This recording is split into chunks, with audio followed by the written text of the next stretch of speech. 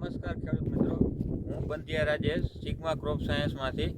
આજે આપણે લાલપુર તાલુકાના જામનગર જિલ્લાના લાલપુર તાલુકાના બબજર ગામમાં આવ્યા.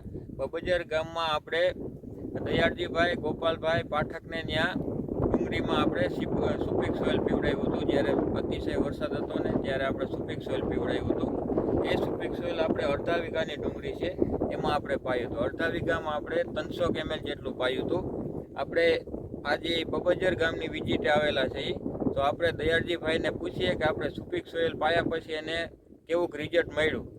તો તમને કેવું લાગ્યું સુપીક સોઇલ પાયા પછી? હવે સારું છે. હા, સુપીક સોઇલ તમે કઈ રીતના પાયું હતું? પાણીમાં આપીને પાયું હતું? પાણીમાં ટબ આવે ને નળેથી પાયું. હા, તો તમને કેટલા દિવસ પછી એનું કામ જોવા મળ્યું હતું?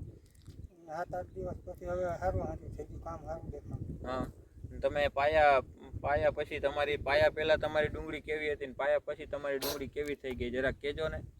પાયા પહેલાં અમારી ડુંગળી છે ને પીળી પડી ગઈ હતી અને પાણી લાગી ગયું હતું, અને આ પાયા પછી હવે સારી છે. હા, તો તમે કોઈ પણ બીજા ખેડૂતને તમારે કેવું હોય કે સુપીક સોઇલ તમે પાઈ શકો તો તમે તમારી રીતના બીજા 5 ખેડૂતને તમે કહી શકો કે સુપીક સોઇલ પાવા લાયક વસ્તુ છે એમ?